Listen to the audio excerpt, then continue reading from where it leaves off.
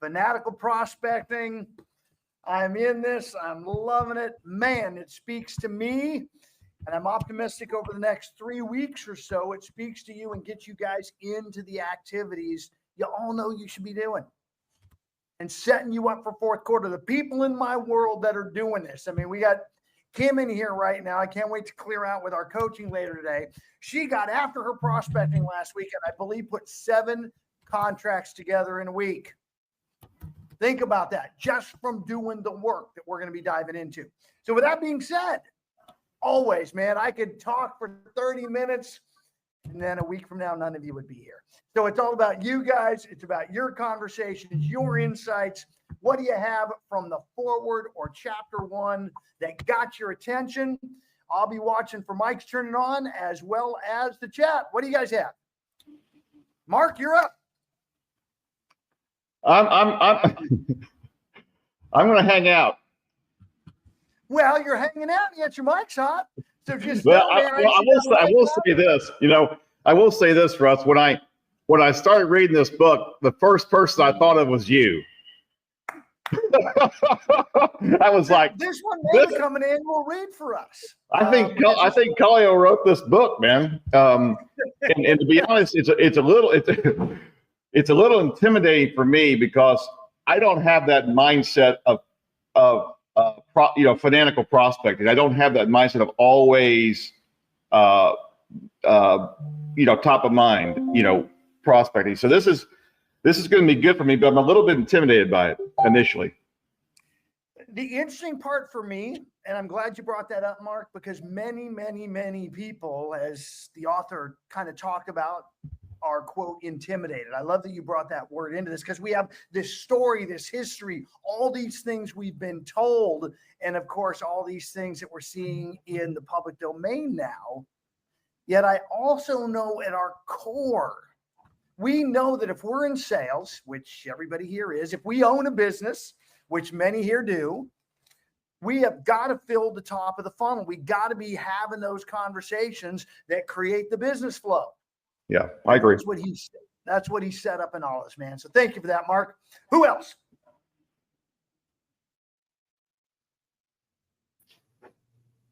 Justin, brother, what do you got? I am officially waiting for my book to arrive in the mail, but I picked up the audio and listened to the opening, the first couple of chapters today. And I like the candor that Jeb brings to it, like really calling out, like that phrase I said earlier, like could be at the water cooler crying with the other losers, and calling out some of the new age, or more marketing type approaches to filling the funnel. I think you call them the social media Kool-Aid pushers or something, but I think there's definitely a place for that, but a marriage of the two is probably most effective. And the best way to get my mind right historically has been to get into some activities, start talking to people, get into a conversation. As heavy as the phone might feel at first, or as much resistance as I have to doing the things I need to do, once I start doing them, that melts away. It makes everything better. So I could tell already. Good book. I'm going to enjoy it. Well, this concept of prospecting is the lead domino, if you will. My intention for any of you that do not have the cash flow in your business that you desire is to be prospecting focused first and marketing enhanced. Over time, that can turn as you spend money on the front of the funnel with more marketing to drive inbound conversations. As I've shared with all of you, you are all paid in direct proportion to the number of conversations you have, period. And that's what this book is about, more conversations. If you don't have enough inbound conversations, then you've got to be engaging in outbound conversations.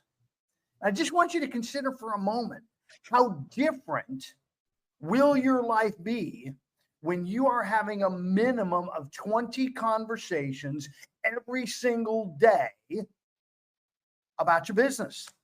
Which means for you, Mark, as you know, a little intimidated, keeping that 20 on. That's all, just keeping that top of mind.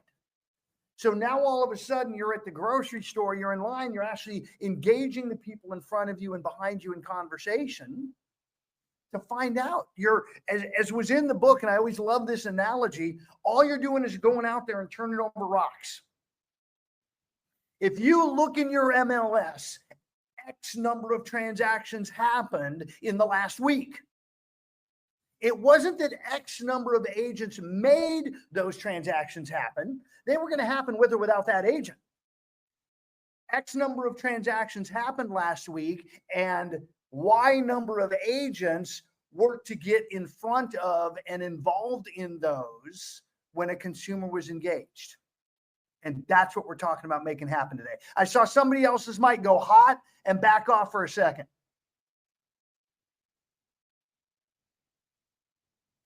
Hey, that was me, Coach. I just threw it in the chat, but I was just saying I really like the setup, how he's to Justin's point, how he's very candid about I'm not going to sit here and lie to you and tell you there's a gimmick or there's an easy way to do this, because there's not.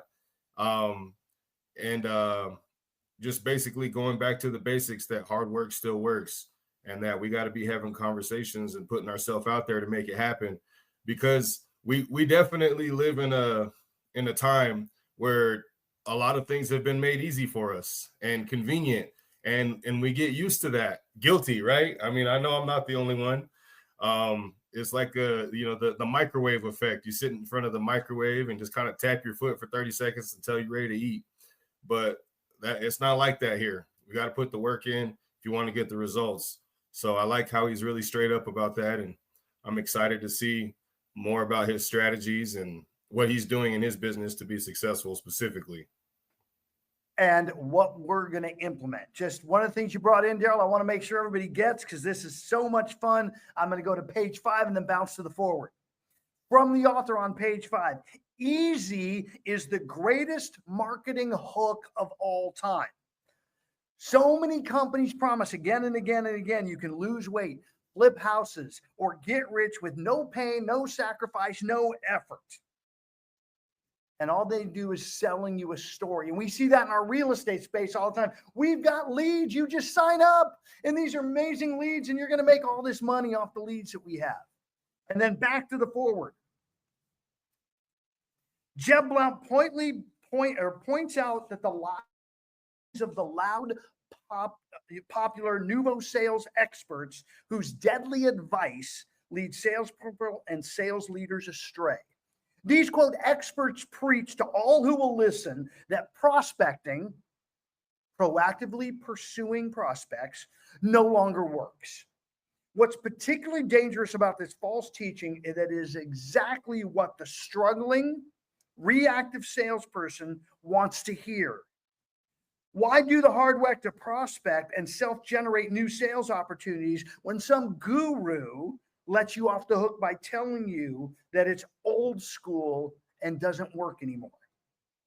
Why block out time to pick up the phone if instead you can tweet, write blog posts, or play for hours posting comments in a LinkedIn group? We've seen all this stuff, man. You just get a YouTube channel up and running right, and you're never going to have to lead gen again. All this stuff we've been fed that many of us have pursued and played with over the years without success. Imagine you put that time into conversations right now. How different your life's going to be. Who else? I thought on page 2, HR managers are frustrated that their complex and expensive hiring assessments are not as predictive of sales success as promised. And I thought that's why we read the book Attributes. Amen. Tied right together, didn't it? Just right in there. So, and attributes, as we learned, can be developed. So the attribute of focus and blocking that time, which we're going to learn about, making the conversations happen, can be developed.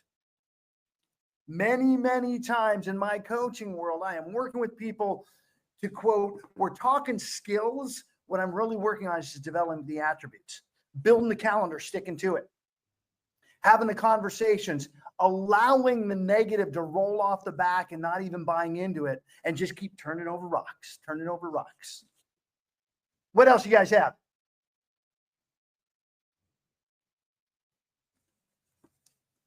I also wanted to, sorry, there are so many ways to prospect. In fact, there isn't a way to not prospect when you're looking for it.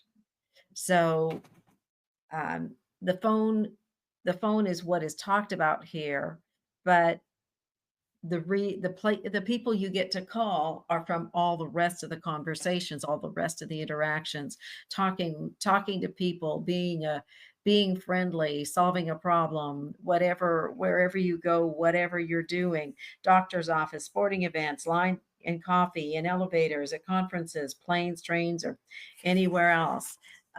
So that's also a foundation of having somebody to call.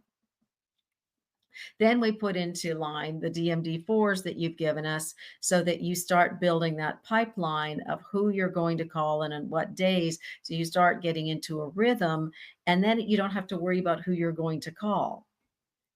So yeah, that worry about who you're going to call is just the newest excuse. Gosh, I don't know who to call, so that means I don't have to pick up the phone and make the calls. We all have people in our universe that we can have conversations with. And as we talked last week, develop meaningful relationships. That's the purpose of these conversations. It's not to sell them something. That's how you're going to poison your own mindset. Imagine for a moment again that you had 250 meaningful relationships with people. That when they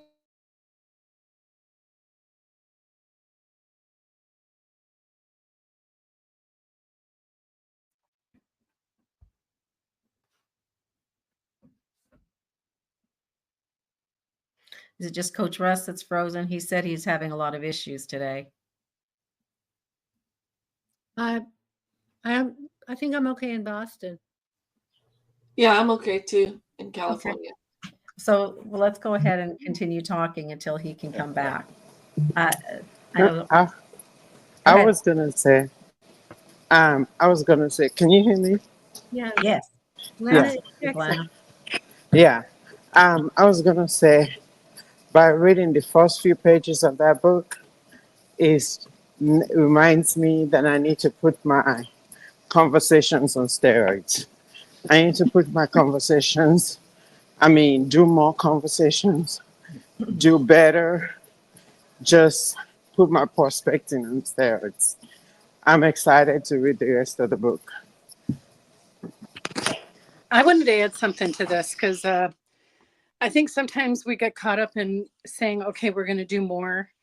But I've noticed and I've watched people have conversations that weren't focused or purposeful.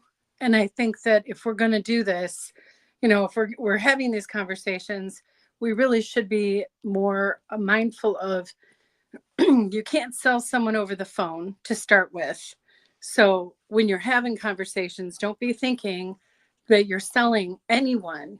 You're connecting with someone to have a meeting, to physically be in front of someone so that you can take it to another level. Because I don't think anybody wants to be sold over the phone. If it's even to bring someone to a Zoom meeting where you have a one-on-one, I do that with my new clients, my new prospects. And I feel very confident that I'm not selling them anything. I'm creating a relationship. And that relationship then leads to my next relationship meeting with them.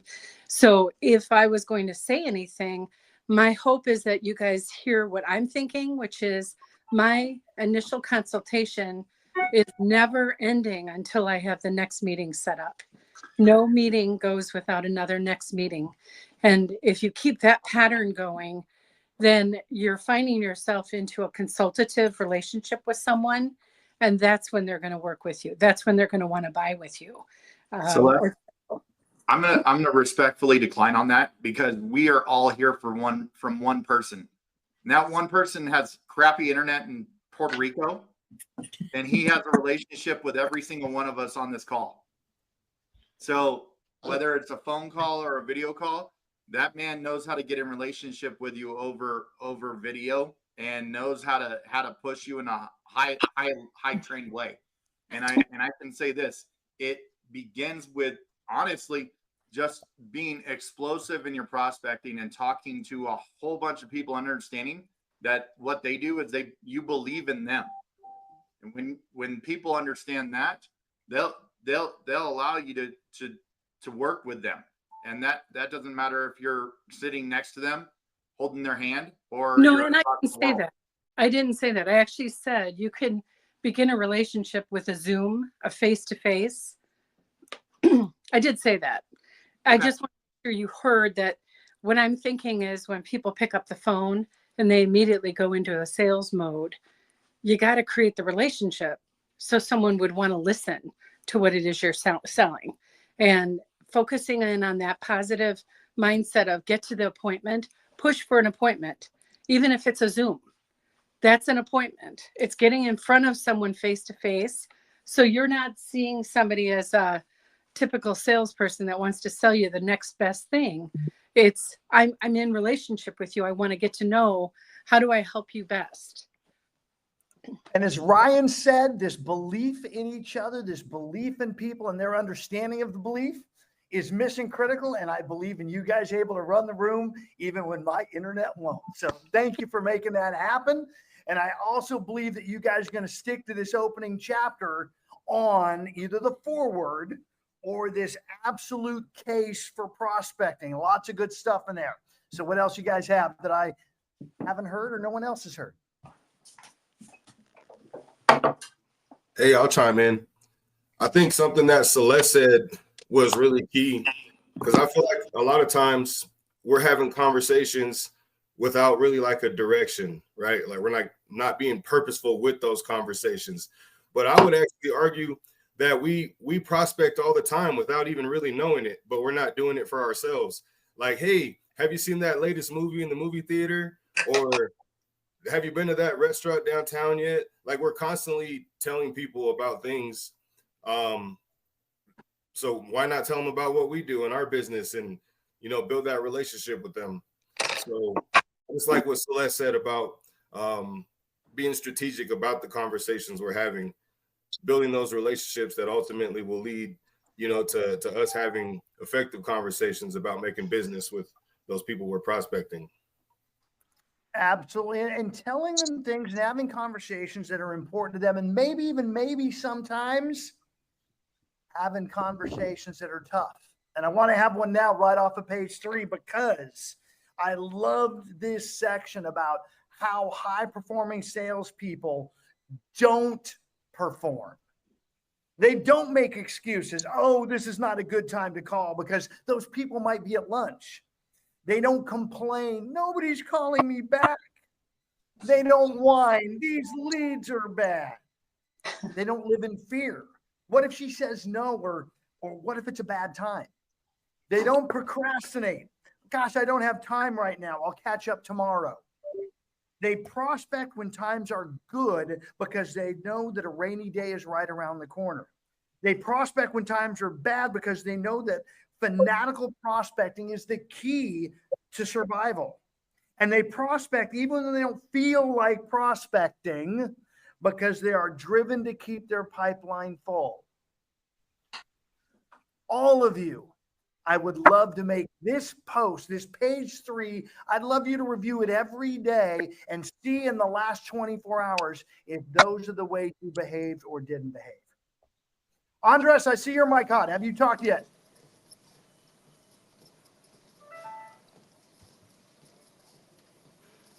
Mr. Andres. Ryan, are you hearing me? Yeah, I'm hearing you. All right. Lena.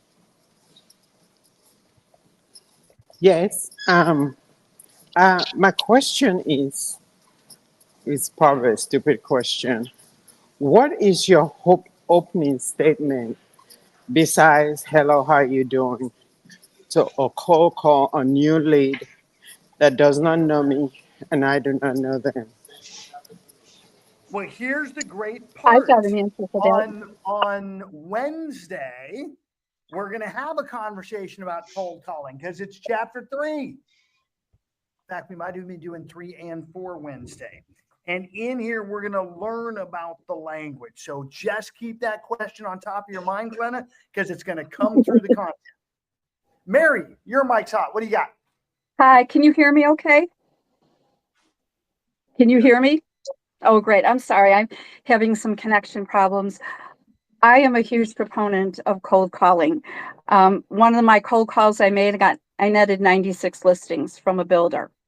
So I am a huge proponent of that. And right now, what I'm doing is calling my neighborhood because our property tax assessments have gone out.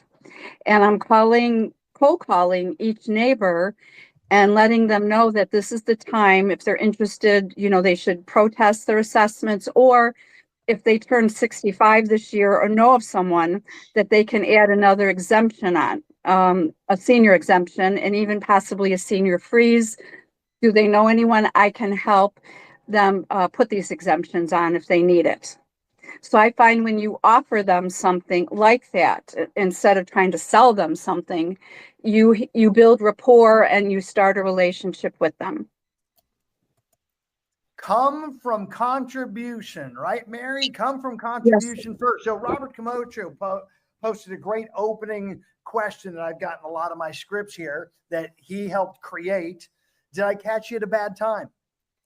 Shows that it's about them rather than about you. And it's also phrased that way for some specific reasons you'll find out later. Matthew, I see your mic's hot. All right. I guess I could say a lot of things, but I'll stick to the chapter here. I did read ahead in this book, so I was really excited about it. Fanatical prospecting, I feel it's one of the biggest things all of us can do to reshape our businesses. But going on to page 3, right before you were reading all the little things about what don't make excuses, don't complain, don't whine, etc. Above that, it says superstars view prospecting as a way of life. Like, so you got to live and breathe this stuff. It's something I really haven't been doing in my real estate business. Partially, I felt because I feel like I had to really re-hone on who I do want to focus on and what value I bring to the table specifically. Kind of like what Mary was just saying about, I'm gonna call people in my neighborhood and talk about, how their taxes are going up, and basically I can help them fight their taxes as an example. And there's just many little niches there's infinite niches that we can all play into. I feel like I found mine to work with, and the main thing is doing that over and over again. Offer something of value, create a relationship with a list, have them in your database so you're always showing up again and again and again and again. And I'm about to put another skill set stack in my prospecting. I have a background in filmmaking. I got my degree in radio, television, film years back, and I'm almost done with my drones license. I'll be a licensed drone pilot by the end of the week, basically. So yeah, I'm really excited about doing basically my own reports that I can really just mass and just show up in people's faces. Especially if we're just on the phone. You can be on a phone or a Zoom call, but we aren't trying to sell people up front. But it's really about our repetition showing up in their mind again and again and again and again and again and again and again, over and over again over time. It might be not even this year. It might be 5 years from now before something happens out of it. But if we just keep showing up in our database is tens of thousands of people, 100,000 people, you don't think we're gonna have business every month, like at an insane level? We just keep showing up. It'll be fun. The current research from the Baylor School of Real Estate is 36 contacts a year, with 4 of those, the most important 4, being live conversations. In fact, the other 32, support those 4. So we've got to be entering into conversation. Ryan, I have seen your mic hot. And by the way, leaving it hot in case my internet died. What do you got? Who's ever seen that older movie Training Day with Denzel Washington? Okay. Did you guys believe that was Denzel Washington in that role, or did you believe that that was the character? The character. The character, why? I don't see Denzel playing those kind of roles all the time. Exactly. Yeah. Do you think Denzel believed in that character to his soul? Yes. Okay. So what do you think I'm getting at with what we're talking about today? That King Kong ain't got nothing on me. Exactly, bro. Let's go. What it talks about is actually owning what you do. Okay.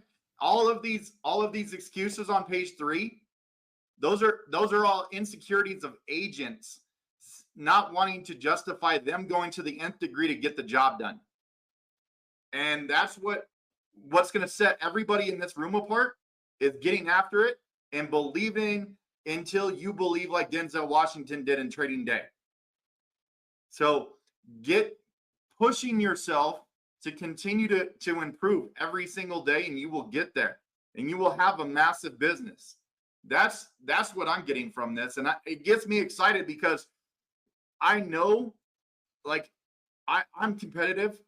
I know I can pass a whole lot of people in this race just by practicing and getting after it and believing in what I do. If you don't believe in it, somebody else will believe in it more than you.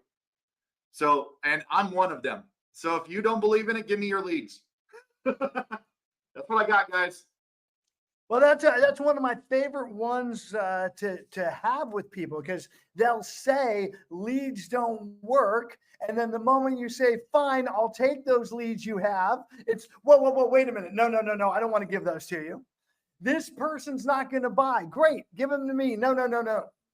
So many people have these leads and they're not doing anything with them because they're not doing this work that we're going to learn and lean into. And so I want to make sure, guys, that you are not buying in to the stories out there right now. We can always bring those back later as an addition to the top of this, yet we are going to get real serious about hunting. That's what prospecting is. I have never seen one. I love these stories of the marketing's going to do X, Y, Z. And all these other things you can do. I've never seen or met an agent who prospected 8 hours a day, 5 days a week, fail out of the business. Not once. Okay? Now, they may burn out. Great. Let's get you cranked up. Let's get the pipeline going. Let's lean into that activity and behavior, and then we can start scaling it back. That's what we're going to work on. I had 25 listings in 90 days as a brand new agent in a brand new city, because it was 8-10 hours a day, 5-6 days a week, calling expireds and for sale by owners. I did over 75 units my first year. Okay? It wasn't an anomaly. This is a model everyone can replicate, and it's why we're in this content. Do I expect all of you to play with that same intensity? No. I'm looking for you to plus what you're doing now, though, so you have an amazing fourth quarter.